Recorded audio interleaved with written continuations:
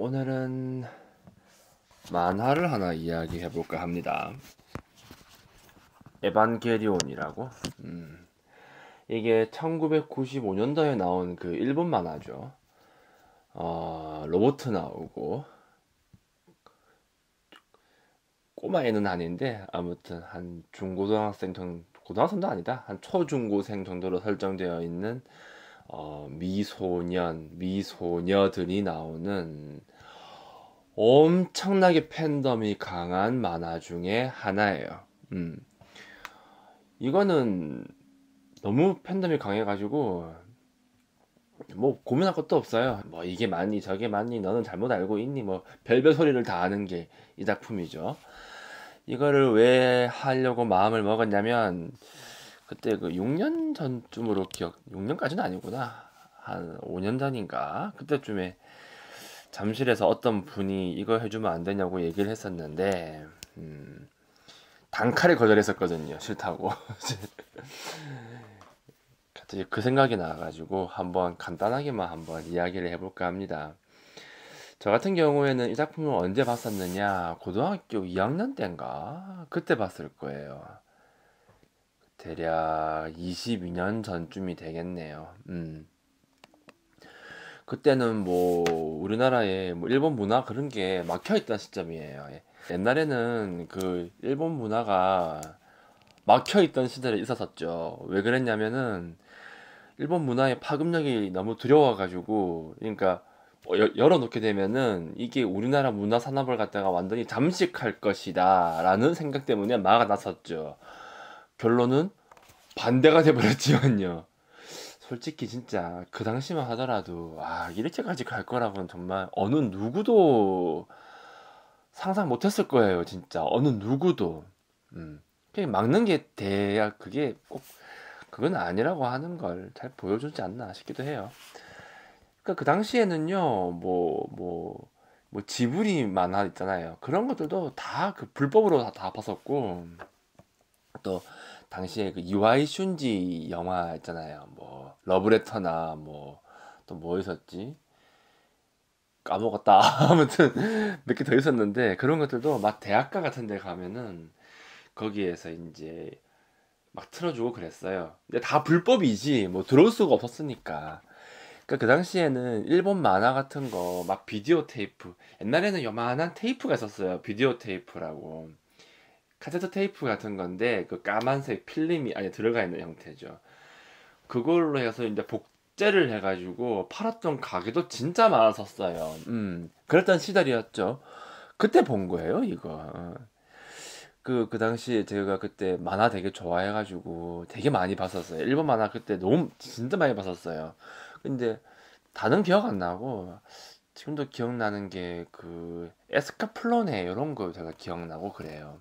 그리고 또 그거 이름 뭐냐, 이누꾸루 그것도 기억나고 뭐 건담류도 기억나고 그러네요. 아무튼 되게 열심히 봤었던 시절이긴 하죠. 그 중에서도 에반게리온이 참 재밌었던 것 같아요.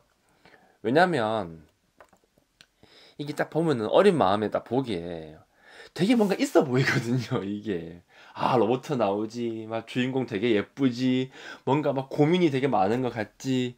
그런데다가 약간 좀 성경 모티브가 굉장히 많이 들어가 있고, 또 그 제일 마지막 편에 가게 되면은 뭔 말인지 하나도 모르겠어. 뭐 이 내용이 막 이상해.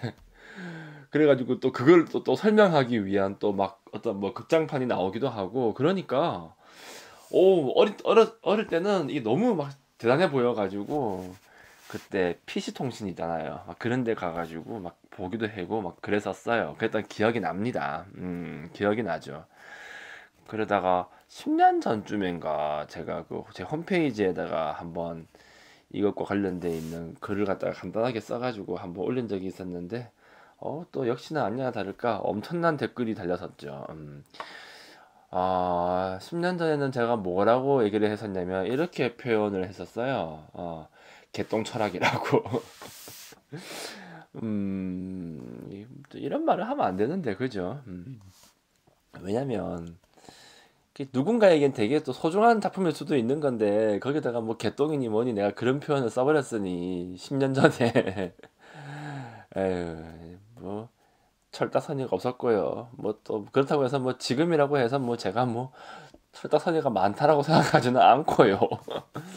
그래도 남한테 좀 남의 또 소중한 무언가를 갖다가 가지고 막 상처를 주는 이야기를 하면 안 되는 건데. 자, 아무튼 그래서 뭐 이제는 뭐 그렇게 생각하지는 않고 그냥 이 작품이 가지고 있는 몇 가지 어떤 특징이라고 해야 될까? 뭐 그런 것들만 좀 간단하게 한번 짚어볼까 합니다. 그리고 막 엄청나게 막 따지고 들어가고 막 파고 들어가는 그런 부분들은 그냥 뭐 여러분들의 그냥 재미를 위한 몫이기 때문에 저는 별로 신경 쓰지 않을 거예요.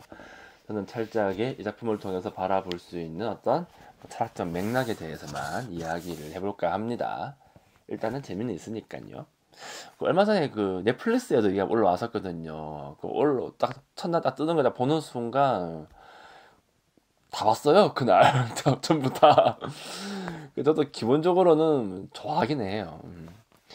자, 그러면 이 작품의 어떤 기본적인 골자가 무엇인지부터 이해를 해봐야 되겠죠. 당시에 제가 10년 전에 글을 쓰기는 이제 교양 소설이라고 이제 글을 썼었거든요. 교양 소설이라고 하는 게 뭐냐면 뭐 교양을 뭐 쌓겠다 그런 내용이 아니고 성장을 얘기하는 거예요. 그러니까 등장인물이 이제 조금씩 성장해 나가는 어떤 과정 같은 거 있잖아요. 그게 되게 좀 주가 되는 작품들이 되게 많거든요. 이게 딱 그러한 형태를 가지고 있죠. 굉장히 좀 상처가 많은 아이들이 등장을 하고 이 아이들이 마지막에 이제 어디까지 성장하게 되는가 그러한 모습을 보여주게 되는데 당시에 뭐 교양 소설이니 뭐니 하는 이러한 말을 쓴 이유는 아마도 제 생각에는 있어 보이려고 했던 것 같아요. 그러니까 제 홈페이지에 있는 글들은 죄다 10년 전, 15년 전, 뭐 그때 쓴 거라서, 뭐, 지금 보면은, 뭐 글도 좀 이상하고, 좀 이상한 게 많아요. 이상한 게 많은데, 뭐, 그냥 그러려니 해야 돼요. 자, 그래가지고 일단 성장이라고 하는 부분에다가 로버트 나오지, 예쁜 애 나오지, 그러니까, 막 너무 재밌고, 그리고 또 이야기도 막 재밌지, 막 그러니까, 막 최고가 되는 거죠. 뭐 눈요깃거리가 굉장히 많다라고 할 수 있고 또 로버트도 되게 좀 새끈하거든. 되게 멋있어 애가. 그러니까 좀 장난감을 하나 사고 싶게 만드는 그런 좀 충동을 일으키기도 하죠. 근데 저는 개인적으로 뭐 굳이 산다면 에반게리온 장난감보다는 그래도 건담이 나을 것 같기는 한데 뭐 아무튼 그렇습니다. 그런데다가 공상과학 소설에서 몇 가지를 갖다가 차출해 와요. 그 아서 클라크라는 사람이 쓴 그 유년기의 끝이라고 하는 공상 소설이 하나 있는데 거기에 있는 기본적인 몇 가지 아이디어를 또 따오기도 하죠. 거기에다가 이제 로버트 집어넣고 성경에 나오는 몇 가지 모티브들을 가져와 가지고 잘 버무려 가지고 하나의 이야기를 만든 게 이거예요. 정말 매력적인 요소들은 다 들어가 있다라고 봐도 무방할 정도죠. 이게 인기가 없을 수가 없어요, 이게. 자, 그렇고, 또 얼마 전에는 또 이 작품이 또 그 극장판으로 뭐 파, 뭐 서, 뭐 이런 식으로 나왔었죠. 그러니까 큐까지 나왔던 걸로 기억되는데, 그게 아마 6년 전에 나오고 또 안 나오고 있어요, 이게. 좀 계속 나왔으면 좋을 것 같은데, 이제 좀 아쉽긴 하네요. 자, 그러면 작품을 한번 간단하게 한번 이야기를 해보자면은, 이 작품에서 제일 핵심적인 거는 무엇이냐? 에이티 필드라는 거예요.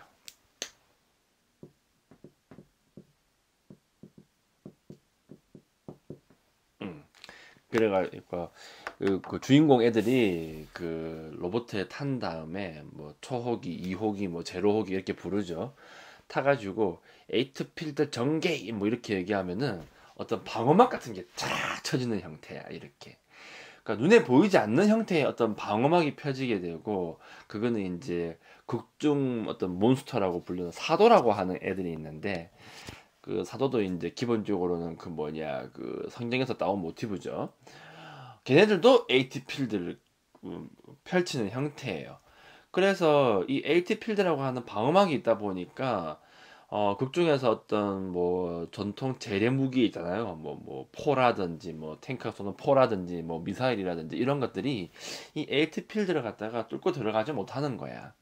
그래서 그거를 갖다가 해결할 수 있는 게 이제 에반게리온이라는 이 로봇의 탄 로봇가 이제 그런 것들을 뭐 중화시킬 수도 있고 뭐 이렇게 막 찢기도 하고 뭐 다양한 형태로 나오기도 해요. 그러니까 일종의 어떤 방어막 같은 것인데 이 방어막을 갖다가 뭐라고 표현을 하냐면은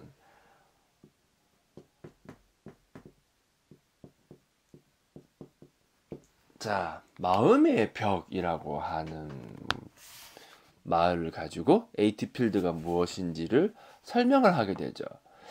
마음의 벽이라. 마음의 벽이라. 이게 어떤 의미일까요, 이게? 사실 뭐 마음의 벽이라고 하는 게 뭐 대단한 거 말하는 게 아니잖아요. 여러분도 마음의 벽은 다 있잖아. 사실 뭐 누군가를 대한다거나 뭐 누군가를 만난다거나 그럴 때마다 내 마음의 벽이 있잖아요. 약간 좀 꺼려하기도 하고 누군가와 가까워지는 게 약간 좀 뭐 두렵기도 하고 뭐 그런 것들 말이에요. 이 작품 같은 경우에는 이 마음의 벽이라고 하는 게 크게 보면은 또 두 가지 역할을 하게 돼요. 첫 번째는 나라는 사람이 있고 이렇게 여기에 이제 마음의 벽이라고 하는 이 에이트 필드가 펴지는 거야. 이렇게. 그러면은 이만큼의 벽 안에 있는 나는 저 벽 안에 있기 때문에 나를 좀 잘 지켜줄 수 있는 어떤 외경 같은 역할을 하게 되죠. 이만큼이 나의 어떤 공간이다라고 하는 느낌을 주게 되고 저런 아이디어는 그 헤르만 헤세의 데미안에 봐도 나오잖아요. 뭐 알은 뭐 깨어져야 되고 뭐 하나의 뭐 새로운 까먹었다. 자, 아무튼 알이 깨져야만이 새로운 세계를 만날 수 있다. 뭐 그런 이야기를 하게 되는데 그 말의 메인즉슨 요렇게 이 나의 어떤 보호막 안에 있게 되면은 요만큼은 나의 세계라고 하는 거예요. 하지만 이 나의 세계 안에서만 인간이 살아가게 되면은 이 보호막 너머에 있는 어떤 다른 세상, 다른 만남 그런 것들은 이루어지지가 않거든요. 결국 인간은 나를 지키고 있는 요만한 알을 갖다가 어떻게 해야 돼? 끊임없이 깨 나가서 새로운 세상과 만나야 되고 만나게 되면 또 다른 또 알이 생길 테고 그러한 과정을 끊임없이 병증법적으로 반복해야 한다라고 하는 거 말해주는 거고 여기서 에이티 필드가 딱 그 알이에요 그거. 그런 의미를 하나 가지게 되고 두 번째 의미는 이거예요. 이게 좀 더 크죠. 나를 지켜주는 보호막이에요. 그러니까 여기는 이제 안쪽이 있고 여기는 이제 바깥쪽이 있다고 하는 거죠. 그리고 이 아이의 입장에서는 이 바깥쪽이 어떻게 느껴지냐면은 또 두려움의 대상이 되는 거죠. 그리고 불안감의 대상이 되기도 해요. 그러니까 이 에이티 필드라고 하는 걸 쳐가지고 이제 어떻게 하겠다? 안쪽에 있는 나를 지키겠다라고 하는 그러한 느낌을 강하게 주게 되죠. 하지만 저 벽이라고 하는 거는 또 한편으로는 결국 벽이기 때문에 그죠? 마음의 벽이잖아요. 나를 지키는 데는 확실하게 역할을 할 수 있겠지만은 그 벽으로 인해서 결국에는 내 벽 바깥에 있는 다른 존재와의 만남을 갖다가 끊임없이 방해하게 되는 그러한 특징도 가지게 되죠. 다시금 말하지만 이 에이티 필드는 딱 그 데미안에 나오는 그 달걀 이야기예요.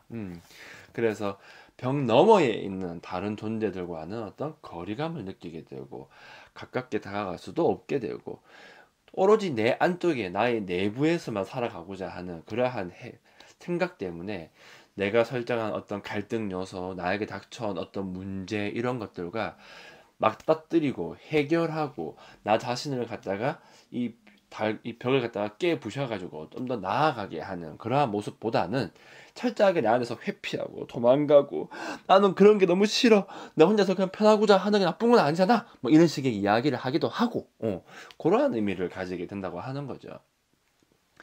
그러니까 이 영화에 나오는 어린 애들은 전부 다 저 마음의 벽이 너무 세 장난이 아니라는 거지. 특히 그 주인공 이름이 신지라고 하는 애인데요 남자예요. 얘는 진짜 대박이야 얘는. 정말 어떤 뭐 찌질이 어떤 끝판왕이라고 볼 수 있는데 나름 이해는 가죠. 상처가 되게 많은 거죠. 엄마가 어느 날 사라지게 되고 정확하게는 초기 안으로 들어갔다라고 하는 설정인데 흡수되었다라고 하는 설정인데 아무튼 어머니가 사라지게 되고 아버지는 자기 자신을 완전히 개무시하게 되고 어느 선생님 손에서 크게 되는데 아버지는 나를 완전 개무시하다가 어느 날 갑자기 나를 불러. 왜 부르지? 해가지고 이제 그 신도쿄시로 가보니까 웬 괴물이 하나 와 있고 대짜고짜 나보고 이상한 로봇 보고 타라고 해놓고서는 나보고 어떻게 하면 되나 싸움하래. 할 줄도 모르는데 그래 놓고서 내가 이제 졌는데 폭주해가지고 어떻게든 이겨냈어. 그런데 더 웃긴 건 뭔 줄 알아? 로봇과 내가 이게 어떤 감각기관이 공유되어 있어. 팔이 뜯기면은 팔이 뜯기는 느낌을 그대로 느껴야 되고 그러한 상황이라는 거야. 얘가 너무 큰 충격을 받아가지고 돌아가려고 하니까 아빠가 뭐라고 하는 줄 알아? 또 도망가려고 하냐? 이러고 앉아있다니까. 그 아빠는 도라이예요.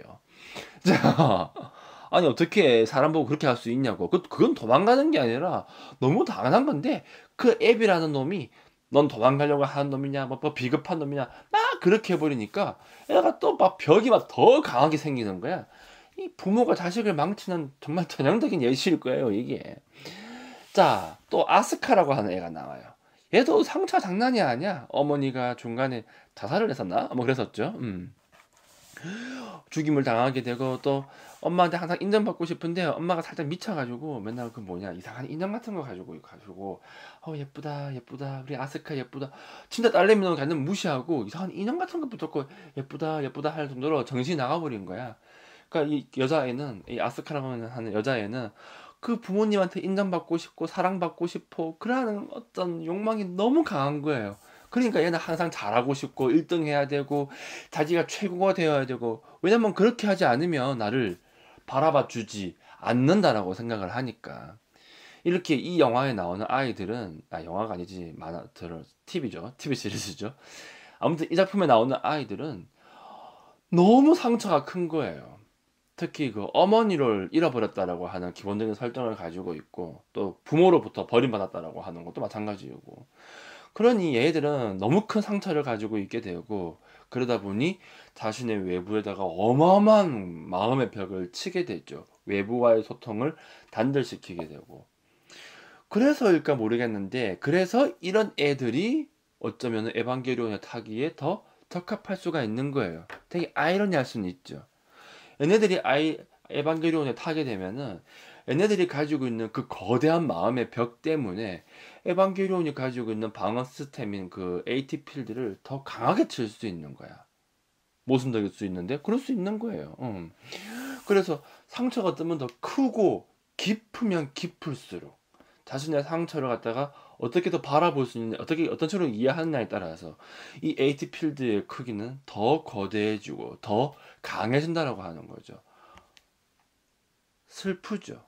그러다가 어느 순간 완전히 자아가 붕괴돼 버리게 되면은 자신의 마음의 벽도 완전히 무너져 버리게 될 테고 자아가 붕괴된다라고 한다는 거는 최소한의 이 다리아 껍질도 사라졌다라고 하는 걸 의미하게 될 테니까 AT 필드가 아예 전개가 안 되는 상황이 오기도 하죠. 중간에 보면 아스카가 그런 모습을 보여주거든요. 정신적으로 너무 큰 충격을 받아가지고 완전 자아가 붕괴돼 버려요.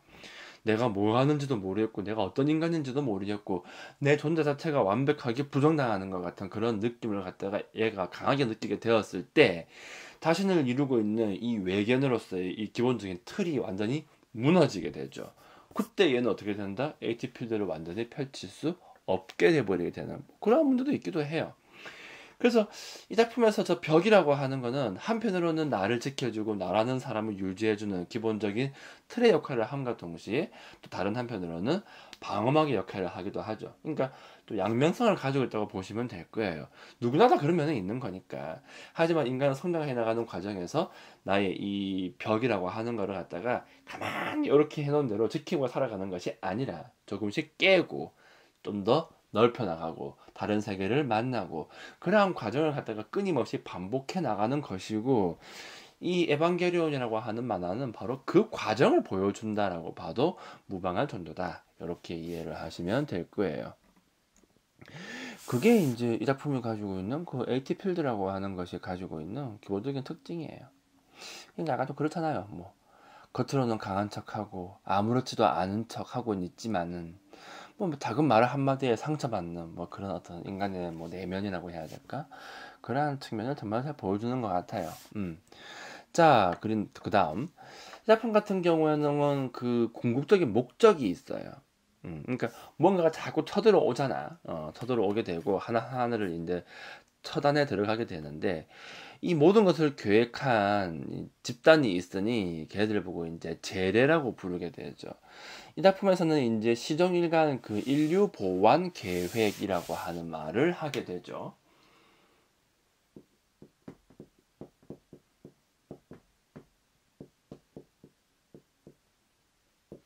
인류를 보완하겠대요. 인류를 보완하겠다라고 하는 계획이래요.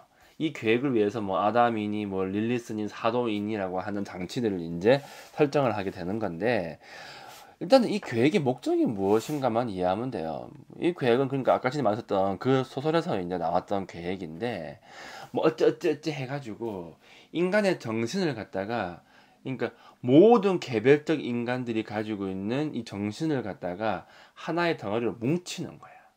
어, 그렇게 해서 이제 우주 밖으로 나가서 좀 떠돌아다닌다라고 하는 뭐 그런 식의 생각이 이제 그 책에 적혀 있는 건데, 인류 보안 계획도 똑같은 내용이에요. 우리 모두가 다 마음의 벽은 가지고 있어요. 나도 가지고 있고 여러분도 가지고 있잖아요. 나도 그래요. 사실 뭐 누군가 뭐 새로운 사람 만나고 하는 난 되게 싫어하거든요. 아이러니하죠. 되게 싫어하는 사람이 불특정 다수의 사람을 정말 극단적으로 많이 만나야 하기는 하는데, 일단은 싫어해요. 그리고 뭐 누군가 잘 모르는 사람하고 대화 나누는 것도 별로 좋아하지도 않고 그렇습니다. 저는 원래 그런 인간이에요. 그게 내가 가지고 있는 뭐다? 마음의 벽이라고 하는 거예요. 왜냐하면은 뭐 얘기해봤자 뭐 말이 잘 통할지도 모르겠고, 저 사람이 나에 대해서 어떠한 생각을 가지고 있는지도 모르겠고, 그런 여러 가지 의문이 있게 되거든요. 이러한 부분에 대해서는 그 철학자 사르트르도 비슷한 이야기를 한번 하게 되죠. 이 사람이 그 인간의 존재를 갖다가 크게 몇 가지로 나누어서 이해하게 되는데, 제일 무섭게 다가오는 부분은 무엇이냐면 이거예요. 대타 존재라고 하는 이야기를 하게 되는데, 이게 뭐냐면은 여러분의 마음속에 있는 타인에 대한 생각을 얘기하는 거예요. 그러니까 여러분이 지금 나를 보고 있잖아. 그러면 여러분의 마음속에 나라는 사람에 대한 어떤 상이 새겨질 거 아니에요. 그렇죠? 근데 여러분이 나에 대해서 어떻게 생각을 할지, 무슨 생각을 가지고 있을지 나로서는 알 수가 없어요. 왜냐면 다 그것은 여러분의 몫이기 때문이라고 하는 거죠. 그러면 여러분의 마음속에 있는 나도 나이기는 한데 내가 알 수 없는 나, 그게 바로 대타존재라고 하는 거예요. 자, 우리는 어떻게 본다면은 그것을 두려워하는 것일지도 몰라요. 알 수가 없으니까. 그것이 너무 두렵기 때문에 우리는 마음의 벽을 세우는 것일지도 모르죠. 우연찮게 나 타인의 마음속에 있는 내가 어떠한 모습인지를 알게 되면은 거기에서 마음이, 내 정신이 미친 듯이 뒤틀리게 되죠. 뭐 좋게 봐주면 다행인데, 나에 대해서 안 좋은 얘기를 하고 다녔다라고 하는 사실을 알게 된다라고 한다면, 앞에서는 히히 웃고 있으면서 뒤에서는 나의 욕을 그렇게 많이 하고 다녔다라고 하는 사실을 알게 된다라고 한다면, 나는 그런 사람이 아닌 것 같은데 누군가가 나한테 와서 엄청난 비판과 비난을 쏟아붓는다라고 한다면, 나는 그때 타인의 마음속에 있는 대타 존재인 나 자신을 본 거예요. 너무 두렵고 피곤하기도 하고 무섭기도 하거든요. 그리고 인간이 두려워하는 거는 누구다? 너의 마음속에 있는 나 자신을 제일 두려워한다고 볼 수도 있겠죠. 이 영화에서 본다고, 영화는 아니지만 다시 신지도 그렇고 아스카도 그렇고, 얘네들이 결국 두려워한 건 무엇이냐? 자기 아버지의 마음속에 있는 나를 바라보고 있는 내 주변 사람들이 생각하는 나. 아스카 같은 경우에도 죽어버린 자기 엄마가 나를 생각하고 있는 나. 그 나의 진짜 모습 말이에요. 너무 두려운 거죠. 얼핏 알고는 있어요, 사실. 하지만은 그 사이가 너무나도 중요하고 가까운 사이라고 한다면, 사람들은 이제 그 안에 있는 나를 갖다가 인정하고 싶어 하지, 인정을 안 하려고 하죠. 그런 일은 없다고 뭐 얘기하면서, 그럴 리가 없다라고 외치면서 그렇게 무시하고 다시 또 마음의 벽을 치고 내가 생각하는 대로 생각하려고 하고 보고 싶은 대로 보려고 하지만은, 진실은 너무나도 좀 잔인하기 때문에 결국 그 진실이 나에게 닥쳐왔을 때 나는 그걸 받아들이지 못한 채 붕괴되어 버리게 되는 그런 어떤 과정 같은 것들 말이에요. 자, 그게 시종일관 이 영화에서 나온다라고 하는 거예요. 그리고 우리 모두는, 그러니까 이 영화에서는 주인공 아이들이 그런 모습을 보이지만, 사실 우리 모두는 다 그런 측면을 가지고 있다고 하는 거예요. 그렇다고 한다면 차라리 그냥 우리 마음속에 있는 타인에 대한 그 대타 존재를 갖다가 없애버릴 수 있다라고 한다면 어떻겠어요? 더 이상 신경 쓰지 않을 수 있도록, 더 이상 타인의 마음속에 있는 나를 두려워하지 않을 수 있다고 한다면은 괜찮지 않을까? 그게 바로 인류 보안 계획이라고 하는 거죠. 그래서 우리가 가지고 있는 마음의 벽을 다 없애버리게 되고, 너와 나가 있는 이 정신을 갖다가 하나로 합쳐지게 된다라고 한다면, 우리 사이에 어떤 오해라거나 뭐 말로 이제 주고받으면서 생기게 되는 뭐 갈등이라거나 이런 것들이 생기지 않을 거 아니에요. 인간의 우리의 개개인의 정신이 상처받고 살아갈 이유가 없다라고 하는 것이고, 타인과의 단절 같은 거를 느낄 이유도 없고, 그 단절에서 오는 고통도 없을 거예요. 그렇겠죠. 막 함께 있어도 뭐 너무 외로워요. 막 이런 이야기를 할 필요가 없다고요. 그렇다고 한다면 그건 과연 뭘까? 어쩌면 그거는 바로 신과 같은 단계가 아닐까. 얘네들이 바라는 게 바로 그거인 거죠. 그게 인류 보완 계획이라고 하는 거예요. 왜 인류를 보완한다라고 하는 생각을 가지겠냐고요. 결국 인간은 다 개별적이에요. 나는 나고 너는 너라고 했을 때 우리는 결국 타인 혼자서 살아갈 수는 없기 때문에, 사회적 존재이기 때문에 타인과 뭔가 대화를 하고 이야기 나누고 소통을 해야 되는데, 인간은 결국 말과 글을 통해서 밖에 대화를 할 수 없게 되고, 이것들은 결국 내 생각을 갖다가 왜곡시키게 되죠. 왜냐하면 이 언어라고 하는 것이 가지고 있는 어떤 한계 때문에 그런 거예요. 뭐 이러한 측면을 갖다가 좀 보완하기 위해서 뭐 비트겐슈타인 같은 철학자들이 또 뭐라 말을 하기도 합니다. 자, 아무튼 그런 문제 때문에 결국 오해가 생기고 서로에게 상처를 주고 이런 여러 가지 문제가 생긴다라고 보는 거예요. 그렇다고 한다면 아싸리 그냥 그러지 말자고 하는 거지. 마음의 벽을 없애고 마치 텔레파시가 통하는 것처럼 어떤 오해도 생기지 않을 만큼 너와 나의 정신이 하나로 합쳐져 있다라고 한다면은 그런 문제가 안 생기지 않겠냐고요. 그거를 하려고 하는 거고, 이 작품에서는 이제 이 마음의 벽을 없애는 어떤 시발점이 되는 게 뭐 레이와 신지가 되는 것이고, 또 이 인류 보안 계획이라고 하는 것도 이 제레라고 하는 단체가 바라는 거하고, 이 신지 아버지가 생각하는 그 겐도라는 사람이 바라는 인류 보안 계획은 약간 틀린 걸로 나와요. 그러니까 뭐 그런 거는 이제 뭐 보시면 아는 거고. 자, 아무튼 뭐 그런 것이 바로 이제 인류 보안 계획이라고 하는 거죠. 그리고 이 작품의 제일 마지막에 하게 되면은 진짜 이제 인류 보안 계획이 딱 실천으로 딱 시작이 되는 그러한 시점이 오게 됩니다. 그리고 그 중심에는 신지가 서게 되죠. 핵심은 하나예요. 그렇게 이제 진화하자라고 해가지고 뭐 머리가 빵빵 터지면서 이제 하나로 와 덩어리로 합쳐지는 그러한 모습들이 굉장히 좀 추상적으로 그려지거든요. 그러니까 이해가 잘 안 되는데 핵심은 하나예요. 신지는 결국에는 그러한 형태의 진화를 거부한다는 거죠. 우리 주인공은 그걸 거부하게 돼요. 어떻게 본다면 얘가 그걸 더 원할 수도 있어요, 사실. 너무 상처가 크고 성격은 트리플 A형인데다가 뭐 누군가를 이해하고 뭐 대화하고 갈등을 해소하고 그런 거 얘는 잘 못하거든요. 어떻게 본다면 얘한테는 그 인류 보안 계획이라고 하는 게 본인한테는 살 수 있는 길일 수도 있어. 근데 얘는 결국에는 그거를 거부하고 개별적 인간으로서의 길을 선택하게 되죠. 그렇게 얘는 한 단계 성장한다라고 보시면 될 거예요. 그러면은 왜 감독은 이러한 결론을 내렸을까? 그 인류 보안 계획이라고 하는 게 결국 봐봐요. 인간이 가지고 있는 개별성이라고 하는 거를 부정하는 거예요, 그거. 결국은 약간 좀 전체주의적인 관점이 약간 많이 녹아나게 되는 것이고, 이 사람은 일본인들이 가지고 있는 이 전체주의적인 관점을 갖다가 약간 좀 부정하려고 하는 듯한 그런 느낌을 강하게 주게 되죠. 사실 이 인류 보안 계획이라고 하는 것 자체가 어떻게 본다고 한다면은 굉장히 좀 위험한 발상일 수도 있죠. 그래서 이제 그거를 좀 부정하는 방향으로 이야기를 설정한 게 아닌가, 뭐 그런 생각이 살짝 들기도 합니다. 자, 아무튼 뭐 이렇게 해서 뭐 에반게리온이 가지고 있는 기본적인 맥락은 다 봤어요. 이게 되게 심오해 보이지만 핵심적인 내용은 그렇게 뭐 없어요. 뭐 테넷이랑 똑같아.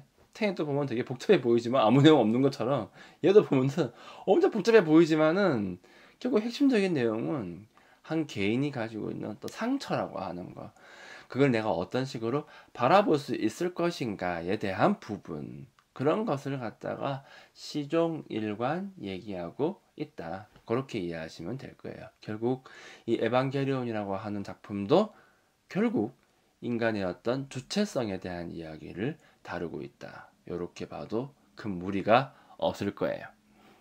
좋아. 이 정도에서 마무리할 거예요. 아주 큰 틀에서 이제 바라보는 정도에서 이제 그냥 그치도록 합시다. 이 작품도 그냥 그 정신 분석으로 바라보게 되면은 되게 심플하고 되게 깔끔하게 이해가 되는 그러한 특징을 가지고 있죠. 자, 그러면은 오늘의 이야기는 여기서 마무리를 하도록 합시다.